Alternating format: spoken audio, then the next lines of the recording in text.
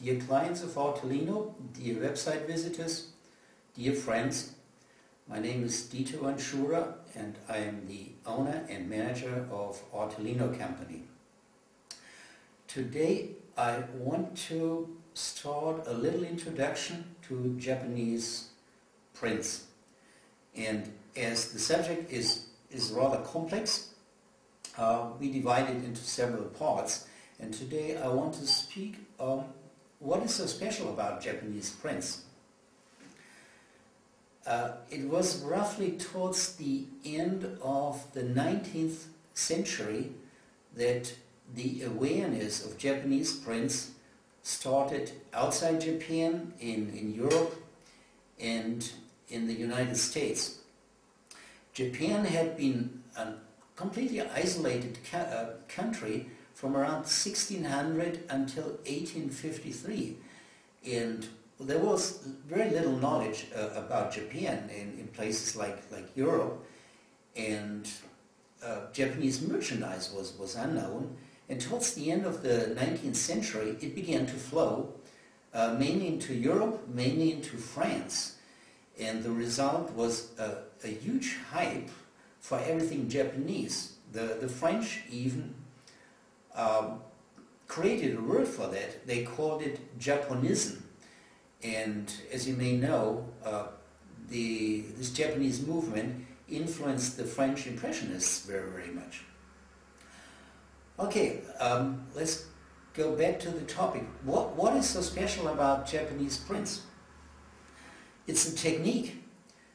The Japanese, due to their self-chosen isolation, went a completely different way how to make books and images. In Europe, a German goldsmith, his name was Gutenberg, invented the printing press in 1439.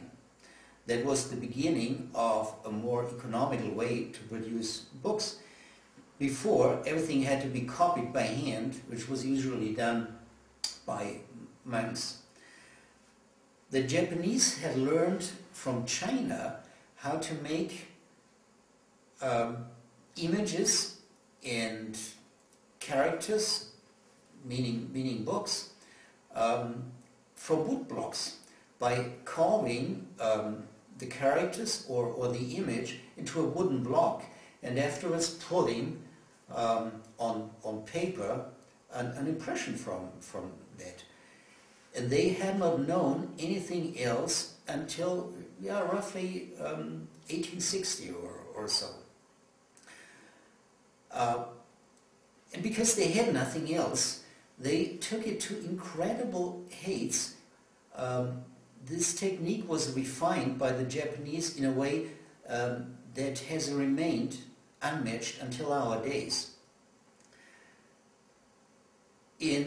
Roughly in the middle of the 18th century, the Japanese also found a way how to make an image in several colors that was not very efficient,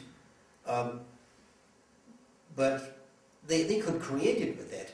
They just created one block for each color. So imagine, well, how much work that required.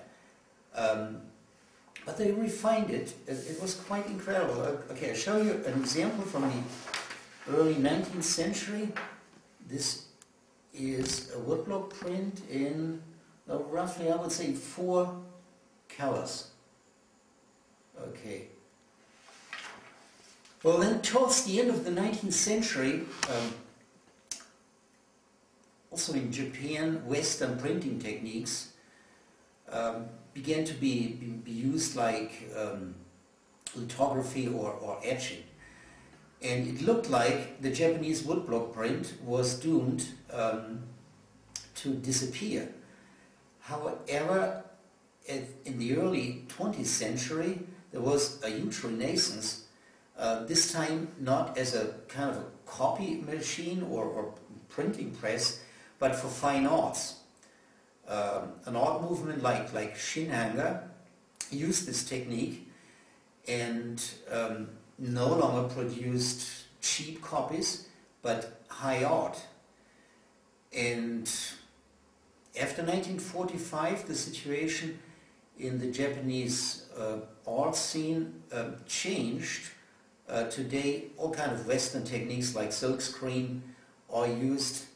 However, the woodblock print as a technique remained predominant also in Japanese printmaking after 1945. Okay, I think this is it for today.